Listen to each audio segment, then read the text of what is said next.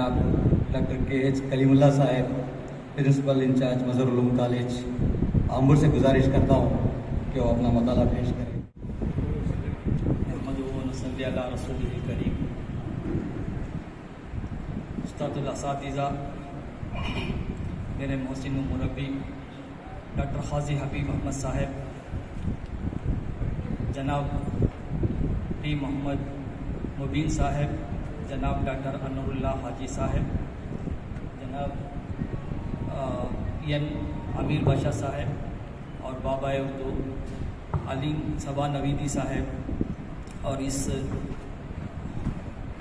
جشن کے اور فروغ اردو کے چیئرمین ڈاکٹر امتیاز بادشاہ صاحب، اور میرے استاد محترم ڈاکٹر سجاد حسین صاحب اور عمائدین شہر، طلباء و طالبات، السلام علیکم ورحمۃ اللہ وبرکاتہ۔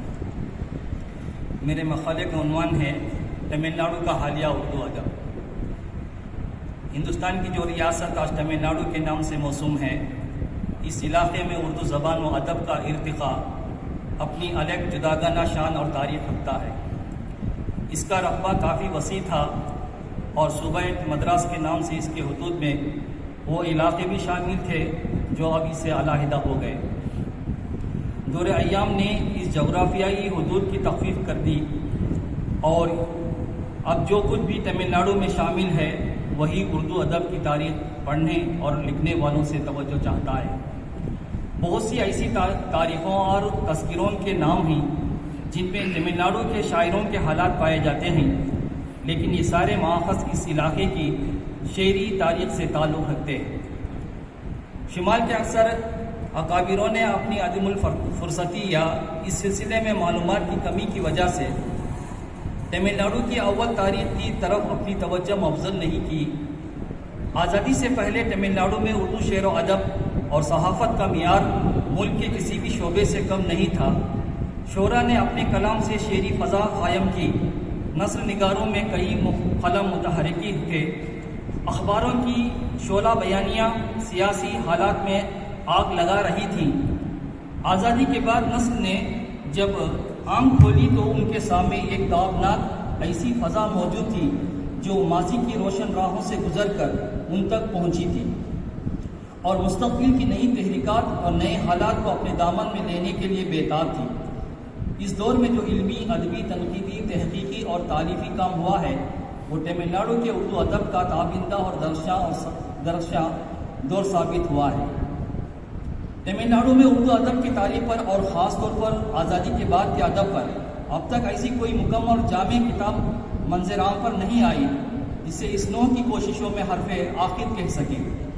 تمل ناڈو میں اردو کے نام سے بابا اردو علیم صبا نویدی صاحب کی کتاب قابل ستائش ہے۔ تمل ناڈو کو شمال میں متعارف کرانے میں انہوں نے اہم کردار ادا کیا ہے، مگر یہ کتاب تذکرے کی نوعیت کا حامل ہے۔ تمل ناڈو کے مشاہیر ادب کے نام سے ان کی دوسری ضخیم کتاب بھی منظر عام پر آئی، مگر یہ بھی مضامین کا ایک مجموعہ ہے۔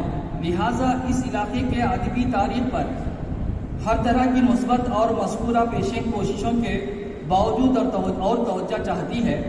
چنانچہ مقالہ نگار کی یہی کوشش ہوگی کہ گزشتہ 50-60 برسوں میں تمل ناڈو میں اردو ادب زبان و ادب کی ترقی کا محاسبہ حتی الامکان پوری سنجیدگی، غیر جانبداری اور تحقیقی ذمہ داری کو ملحوظ رکھ کر کیا جائے، اور اس کا مقصد یہی ہے کہ آزادی کے 50-60 سالہ شعر و ادب کا مقصود اور متوازن جائزہ سامنے آئے۔ اردو نثر کے فروغ میں تمل ناڈو کا جو حصہ رہا ہے وہ اہل نظر سے مخفی نہیں۔ تمل ناڈو کی سرزمین ایسے بزرگوں اور باکمالوں کا آماجگاہ بن گیا ہے۔ یہاں کا نثری ادب شمال کے مشاہیر ادب کے تصانیف سے آنکھیں ملانے لگی، کیونکہ تمل ناڈو کی علمی اور ادبی فضا نے بہت سے شاعروں اور ادیبوں کو شمالی ہند سے یہاں آ کر آباد ہونے پر آمادہ کیا اور انہوں نے اسی سرزمین کو اپنا مستقر بنا لیا۔ لکھنؤ کے فرنگی محل سے مولانا عبدالعلی گوپامو سے نواب تجمل حسین ایمان، بھوپال سے مولانا مہدی صدیقی اور کرنول اور حیدرآباد سے ڈاکٹر عبدالحق اور مولانا عبدالوہاب بخاری جیسے قابل قدر شاعر و ادیب تمل ناڈو آئے اور اپنی جلیل القدر خدمات سے اس سرزمین کی عصمت میں چار چاند لگاتے رہے. ان میں بحر العلوم فرنگی محل نواب تجمل حسین ایمان گوپا مووی اور ڈاکٹر عبدالحق اس سرزمین کی خاک سے پیوست ہو گئے.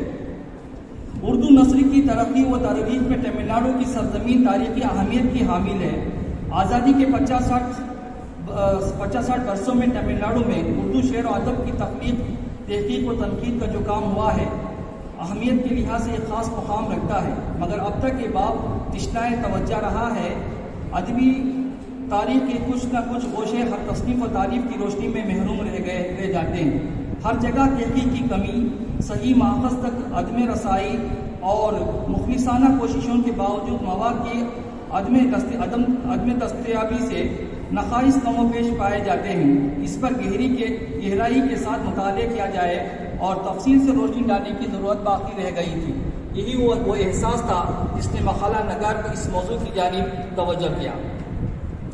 یہ شعری و نثری تخلیقات سے تعلق جانکاری حاصل کرنے کے لیے خود حضرات سے انٹرویو لینے ہوں گے. ان میں سے جو حضرات اس وقت موجود نہیں ہیں ان کی اعزاء و اقربا اور دوست و احباب کی ملاقات سے ان کے بارے میں معلومات فراہم کرنے کی ضرورت ہوگی. اردو کی ترویج و اشاعت میں جن انجمنوں اور اداروں نے اہم رول ادا کیا ہے ان کا معائنہ کرنے، وہاں محفوظ بہت سے مخطوطات اور قدیم مسودات سے متعلق معلومات حاصل کرنے کی ضرورت ہے. شہر وانمبڑی اردو کی بقا و ترویج میں ہمیشہ پیش رہا ہے. ہر زمانے میں یہاں کے اسلاف اردو کی بقا کے لیے ہر ممکن کوشش کی ہے. شہر وانمبڑی کو یہ فخر حاصل ہے کہ یہاں پر جگہ جگہ اردو کے سائن بورڈ دکھائی دیتے ہیں. یہاں تک کہ گلی کے نام اردو میں لکھے ہوئے ملتے ہیں.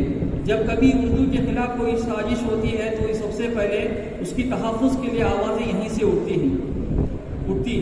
چنانچہ یہاں پر بہت سی انجمنیں قائم ہوئی. یہاں پر میں انجمن فروغ اردو کا تذکرہ کرنا مناسب سمجھتا ہوں کہ اردو کی بقا و ترویج کے لیے یہ انجمن فعال کردار انجام دے رہی ہے.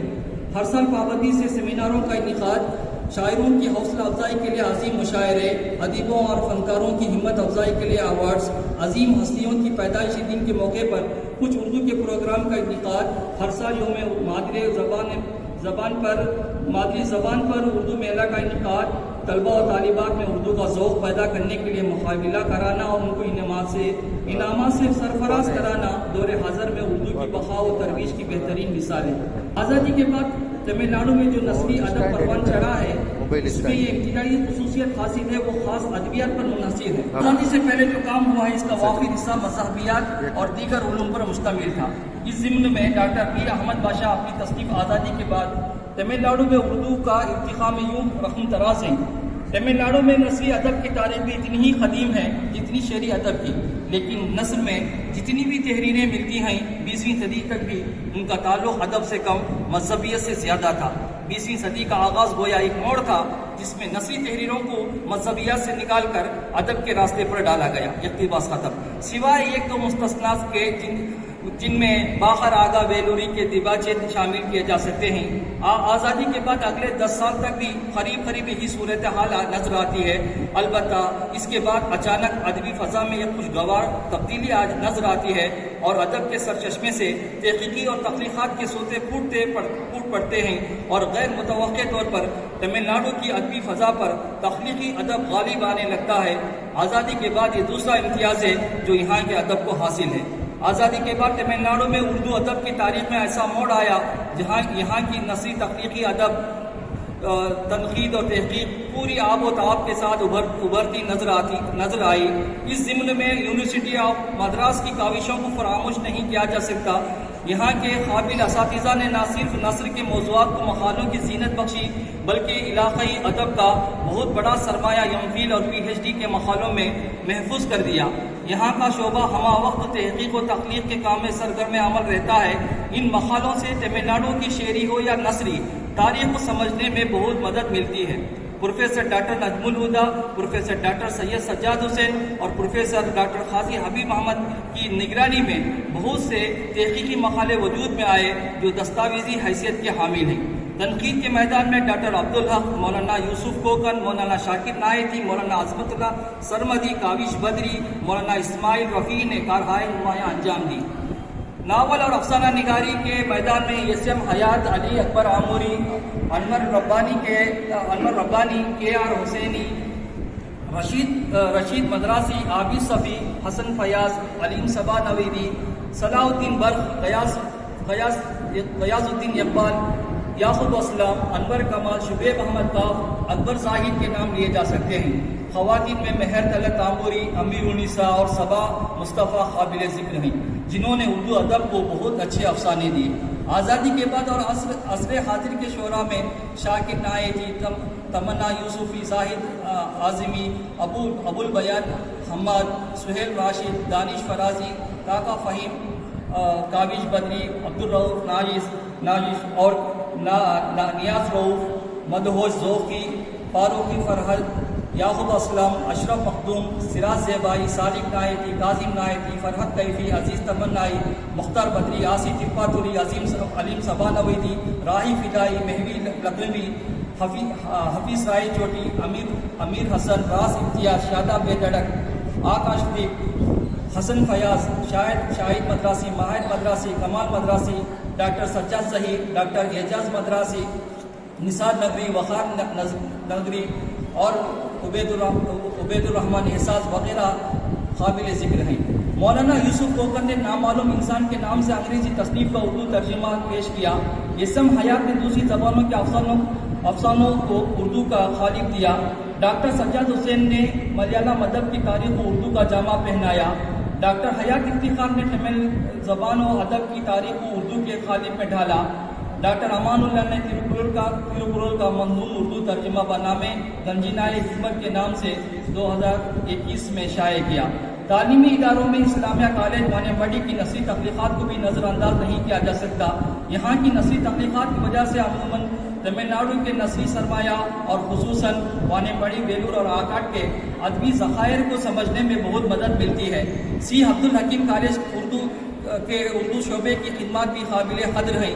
آئے دن یہاں اردو مشاعروں اور سیمیناروں کی وجہ سے ادبی سرمایہ میں اضافہ ہو رہا ہے۔ اعتراض کے رسائل و جرائد میں بھی اردو زبان اور ادب پر نئے نئے موضوعات پر مشتمل نثری مقالات شائع ہوتے ہیں۔ اردو کی ترقی و ترویج میں مدارس نے اہم کردار ادا کیا ہے۔ حکومت کا اردو کے ساتھ سوتیلا برتاؤ کے مد نظر اردو کی بقا و ترویج کی امید صرف مدارس سے رکھی جا سکتی ہے۔